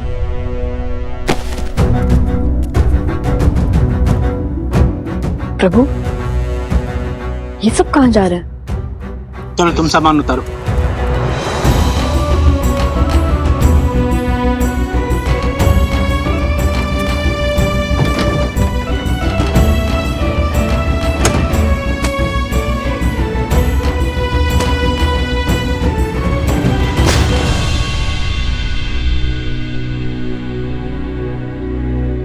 लीजिए, हो गया आपका कार्य पूर्ण। बताइए ना, ये सब लोग क्यों जा रहे हैं? मलेच्छों का भय का दृश्य है ये। सबको अपनी पूर्वजों की भूमि को छोड़कर जाना पड़ रहा है। वर्षों पुरानी कथा है। इस गांव के चौओर जो घना जंगल देख रहे हो, इन्हीं वनों में मलेच्छों का राज है। वे मलिच्छ जिनकी भूख कभी तृप्त नहीं होती हैं, वो भी पहले यहाँ मुख्य भूमि पर रहा करते थे, लेकिन अपनी असामाजिक गतिविधियों के कारण राजा मनु ने उन्हें देश निकाला का शाप दे दिया। घने वनों के अंधकार में रहने का आदेश दिया, हमारी सीमा से दूर। कहते हैं यदि वो लोगों के बीच एक समुदाय में रहें तो राजा मनु के श्राप के कारण स्वयं भस्म हो जाएंगे, क्योंकि उन्होंने वैदिक धर्म, नियम और रीतियों का उल्लंघन किया, वर्जित मांस और भोजन खाया, अधपका भोजनों को ग्रहण किया, पशुओं के त्वचा से बने हुए वस्त्र पहने और उन्हें त्यागने से मना कर दिया। देख रहे हो, इस संपूर्ण वन में एक भी पशु जीवित नहीं बचे और पशुओं के अंत के साथ ही इस गांव में मृत्यु का खेल आरंभ हो गया। रात्रि होते ही ये राक्षस हमारे गांव पर टूट पड़ते हैं। ये दुष्ट हमारे पशुओं को मारकर खाने लगे, छोटे छोटे बालक बालिकाओं को भी नहीं छोड़ते, और हम साधारण मानवों के लिए उनसे लड़ना असंभव हो गया था।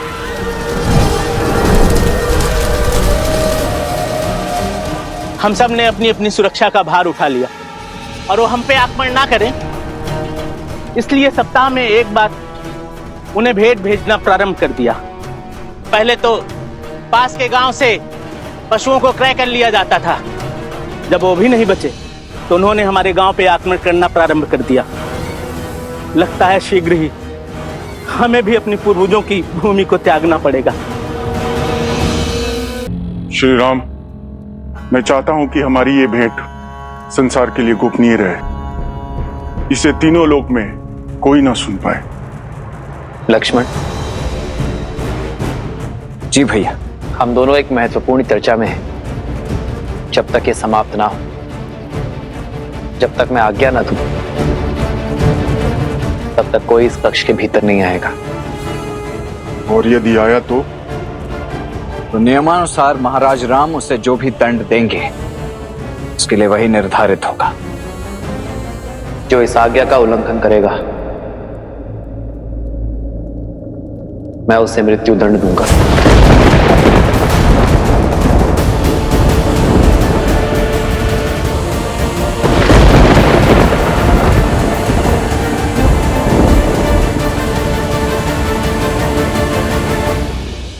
जब तक मैं आज्ञा न दूं, तब तक कोई इस कक्ष के भीतर नहीं आएगा। और यदि आया तो नियमानुसार महाराज राम उसे जो भी दंड देंगे उसके लिए वही निर्धारित होगा। जो इस आज्ञा का उल्लंघन करेगा,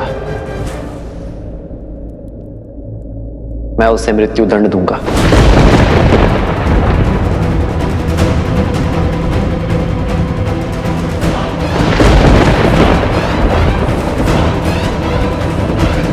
और बात यहां तक ना पहुंचे, यह सुनिश्चित करना तुम्हारा कर्तव्य है लक्ष्मण। इसलिए इस कक्ष के बाहर, इस द्वार के उस ओर तुम पहरा दोगे और किसी को भीतर आकर बाधा बनने की अनुमति नहीं दोगे। जो आज्ञा भैया।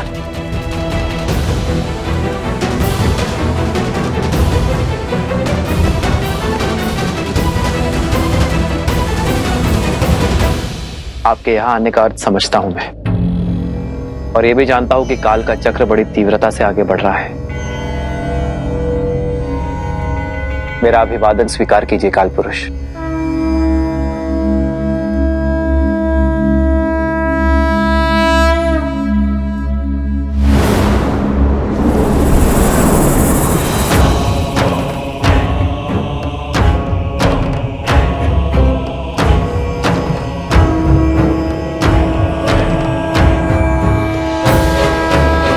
अयोध्या का हर कोना देख लिया, धर्म का हर रंग भांप लिया, किंतु आपके परम भक्त, परम सेवक श्री हनुमान के दर्शन नहीं कर पाया। कहाँ है राम भक्त हनुमान? आओ, इस ओर मेरा निवास है।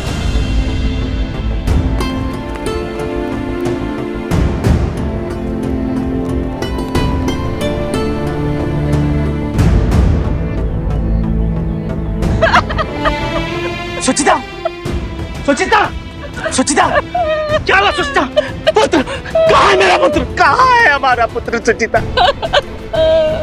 कुछ बोलती क्यों नहीं? कहाँ है हमारा पुत्र? साहूकार, कल रात मलेच्छों का आक्रमण हुआ था, वो तुम्हारे पुत्र को भी उठा ले गए। इसी कारण सब लोग गांव छोड़कर जा रहे हैं।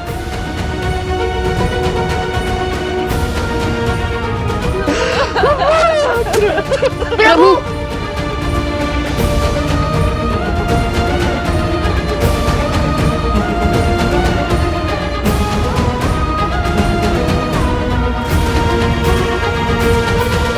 रुकिए,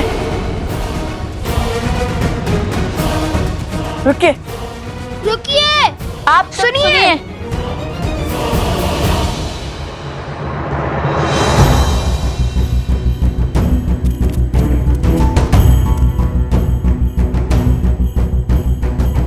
आप सब अपने पूर्वजों की भूमि को केवल इसलिए छोड़कर जा रहे हैं ना क्योंकि आप उन मलेच्छों के आतंक से व्यथित हैं? तो अपनी भूमि नहीं, अपना भय त्यागिए, क्योंकि अब हम करेंगे उनका अंत। हम देंगे आपको सुरक्षा की छाव, ताकि आपको अपनी पहचान, अपने पूर्वजों की धरोहर ना छोड़नी पड़े।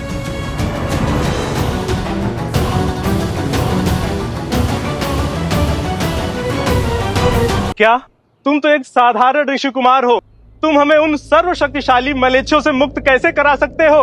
जानते हैं, इसलिए केवल हम नहीं, आप सब करेंगे उनसे युद्ध। ये अधिकारों का द्वंद्व है और इसमें भाग तो लेना ही होगा। चलिए, एक साथ उनसे लड़कर अधर्म के क्षेत्र में धर्म की ध्वजा लहराते हैं। हम सब तुम्हारी बातों में आकर अपनी प्राण दांव पर लगा दें, चल दे तुम्हारे पीछे उन बलशाली मलीछों से लड़ने के लिए।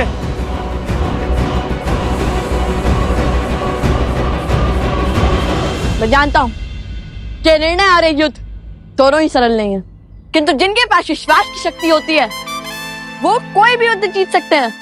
चलो मित्रों, आगे बढ़ो। ये दो नन्हे बालक स्वयं को अत्यधिक बलशाली समझ रहे हैं। ये स्वयं तो मरेंगे और हमें भी मरवाएंगे। भैया, ये तो हमारे पल पर संदेह कर रहे हैं। चलिए, इन्हें अपना सत्य बता देते हैं, अपना परिचय दे देते हैं। नहीं नहीं नहीं, अभी हम इस समय केवल एक दास हैं, कुछ भी नहीं। हाँ हाँ, तुम मेरे दास हो, मेरे आज्ञा का पालन करना तुम्हारा कर्तव्य है। जाओ जाओ, मेरे पुत्र को शीघ्र लेके आओ। यदि तुम दोनों ने ये कार्य संपूर्ण किया तो मैं तुम्हारा ऋण क्षमा कर दूंगा और अपनी दासता से तुम्हें मुक्त कर दूंगा।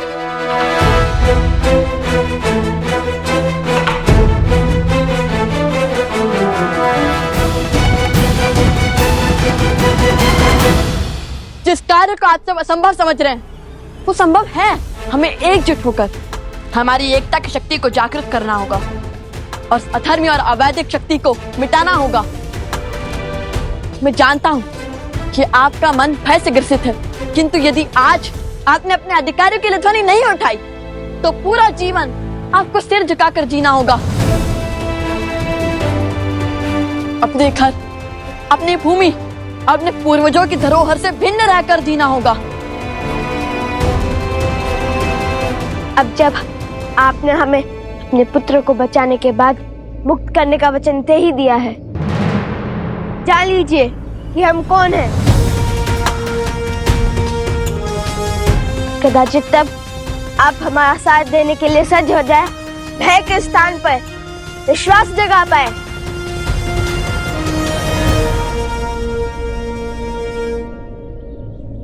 हम अयोध्यापति महाराज राम के पुत्र लव कुश हैं।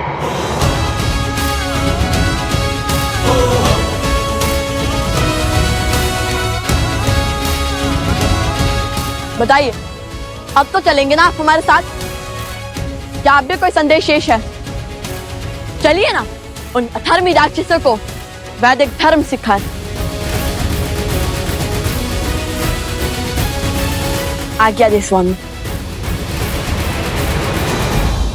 तुम कहो और हम मान ले। भला अयोध्या के राजकुमार ऐसे होते हैं, इतने दुख में रहते हैं, किसी के दास बनते हैं।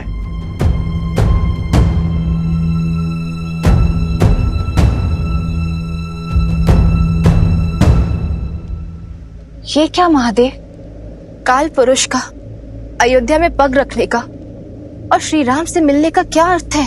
काल पुरुष की रचना नारायण और शिव के अंश से हुई है और इस संरचना का कार्य है काल को गतिमान रखना, युगों को बदलना। युगों के बदलने के इस कर्म से ही इस संसार में संतुलन बना रहता है। त्रेता युग के समाप्त होने और द्वापर युग के आरंभ होने का समय आ रहा है। काल पुरुष के अयोध्या में होने का केवल एक ही अर्थ है कि संसार के पालन करता नारायण के 7वें अवतार का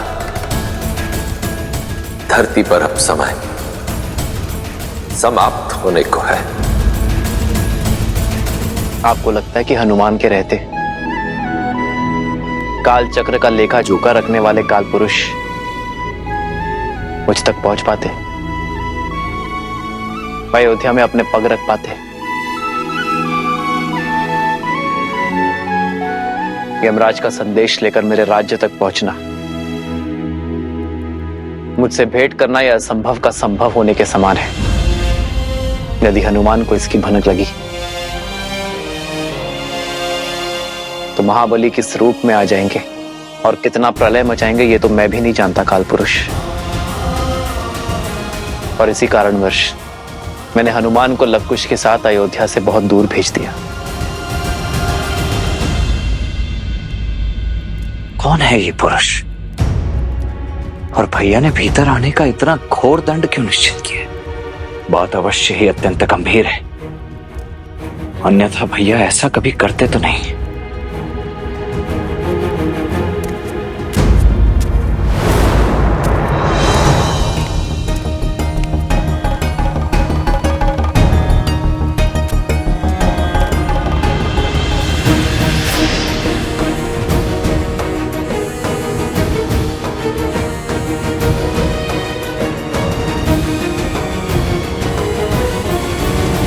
ये दोनों मिथ्या कहते हैं, ये भला राजकुमार कैसे हो सकते हैं? हमें तुम पर विश्वास नहीं। हमें तुम पर विश्वास नहीं है।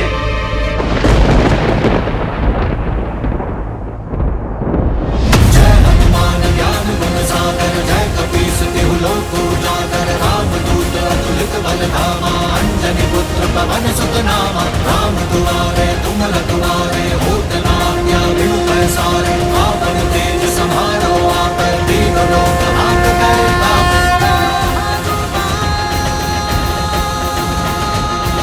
प्रभु श्री राम के दास इस हनुमान पे तो विश्वास है। हनुमान जी, हनुमान जी हैं, हनुमान जी, हनुमान जी। हाँ, ये वही है। उचित सुना है इनके विषय में। ये हैं कौशल नरेश प्रभु श्री राम के पुत्र राजकुमार लव और राजकुमार कुश। राजकुमार लोकुश, राजकुमार लोकुश। आप दोनों क्यों विचलित हैं? मैं हूं ना, अभी इस समस्या का हल किए देता हूं। प्रस्ताव के लिए धन्यवाद हनुमान जी, किंतु समस्या केवल मलेच्छों की आक्रमण ही नहीं है, अपितु इतनी सरलता से उनका हार मानना भी है। अपने अपना अस्तित्व अपने पूर्वजों के इस भूमि से मुख मोड़ना भी है। हम चाहते हैं कि अपने अस्तित्व का ये युद्ध ये स्वयं लड़े।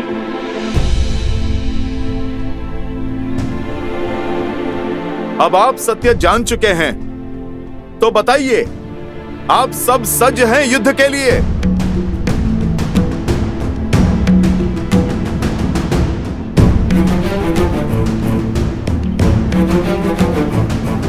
रुक जाइए माता। भैया का आदेश है कि इस समय भीतर कोई भी नहीं जा सकता।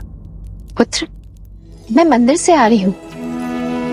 आज राम के लिए विष्णु भगवान के समक्ष आज विशेष अनुष्ठान करवाया था, बस उसी का प्रसाद देने जा रही हूँ। ऐसे शुभ कार्य में बाधा नहीं बनते। हटो मेरे मार्ग से। माता, मैं एक माता का मन समझता हूँ माता, परंतु आज आपको भी अपने इस पुत्र की दुविधा समझनी होगी। समझने का प्रयास कीजिए। इस समय भैया के समक्ष जाना उचित नहीं है। महाराज का आदेश है माता कि इस समय उनसे कोई भी भेंट नहीं कर सकता।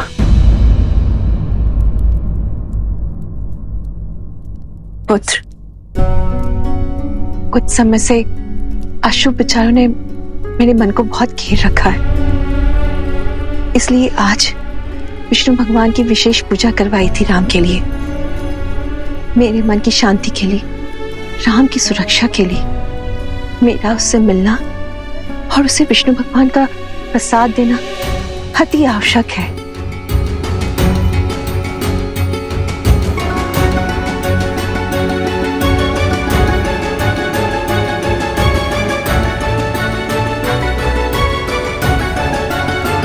माता, आज तक अपने भैया का दिया हुआ प्रत्येक कर्तव्य पूरी निष्ठा से निभाता आया हूं मैं, और आज भी निभाऊंगा। उनकी इस भेंट में किसी भी प्रकार का कोई व्यवधान आने नहीं दूंगा मैं, क्योंकि यदि ऐसा हुआ तो उससे सबसे अधिक पीड़ा भैया को ही होगी, जिससे आप भी प्रसन्न नहीं रह पाएंगी माता। इसीलिए मेरी आपसे ये हाथ जोड़कर विनती है, निवेदन है, कृपा करके इस समय यहां से लौट जाइए।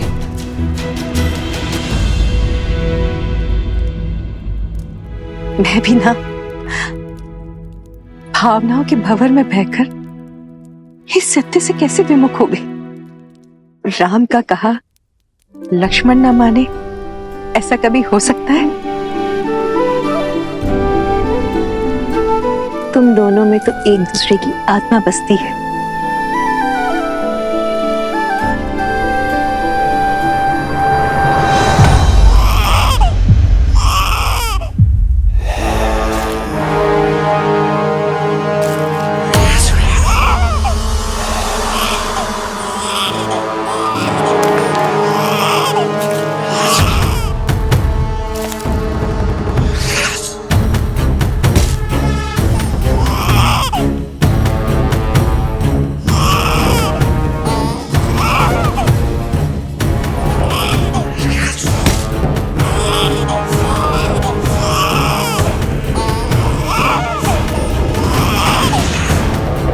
लो पुत्र, इसका संहार करके हम सब की भूख शांत करो।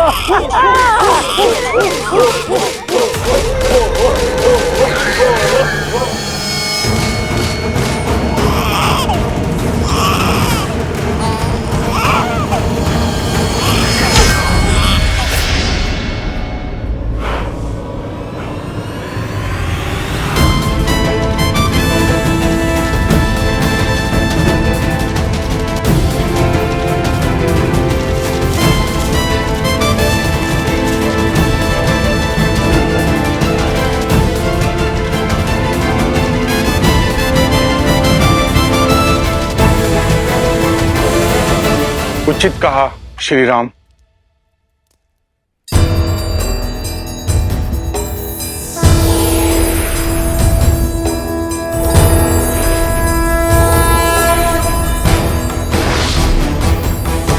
समय समीप है, त्रेता युग अंत की ओर जा रहा है।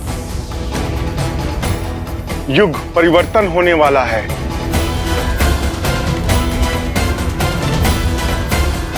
शीघ्र ही आपको अपने इस अवतार रूपी शरीर को त्याग करके बैकुंठ की ओर प्रस्थान करना होगा,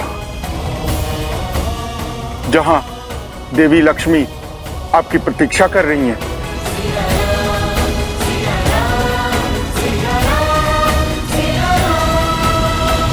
और यहाँ जो मेरे कार्य शेष है उनका क्या? लवकुश और बाकी सभी वंशज कुछ ही समय में शीघ्र ही कौशल को संभालने योग्य हो जाएंगे। जैसे ही आपका ये कार्य संपूर्ण होगा, वैसे ही आपको अपना ये शरीर त्यागना होगा और उससे पूर्व बैकुंठ में आपकी सैया को सज्ज होना होगा।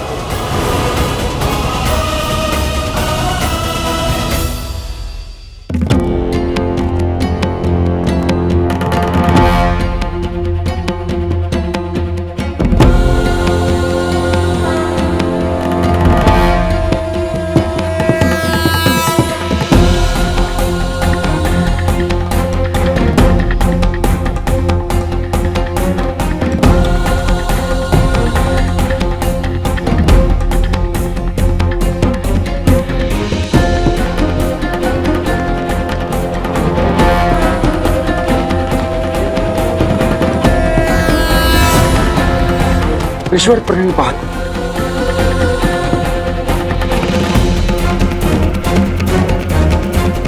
ये यहां और इस समय कहीं क्रोधित ना हो जाए।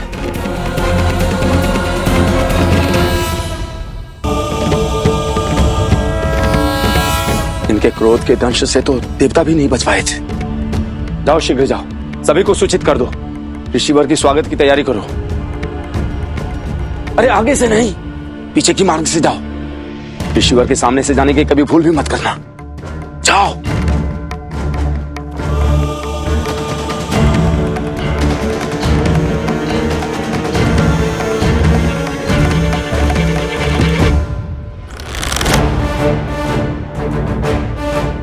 अलग से दूर हटो दुष्ट, अन्यथा तुम्हारे प्राण हर लूंगा। संपूर्ण आर्यावर्त के एक मात्र महाराज कौशल नरेश राजा राम की आज्ञा और कृपा से हम तुम्हें अंतिम चेतावनी दे रहे हैं। चुन लो, आत्मसमर्पण या मृत्यु। इसका निर्णय अभी हो जाएगा।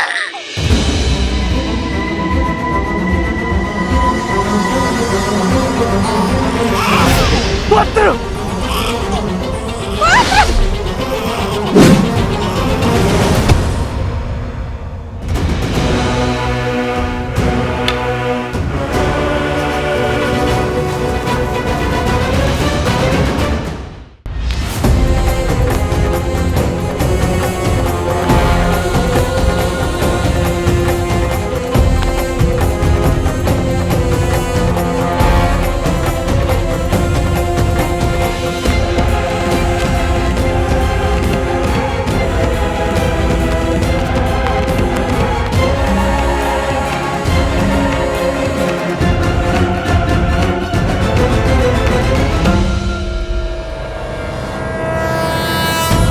महातपस्वी महर्षि दुर्वासा के चरणों में राज अनुज लक्ष्मण का नमन।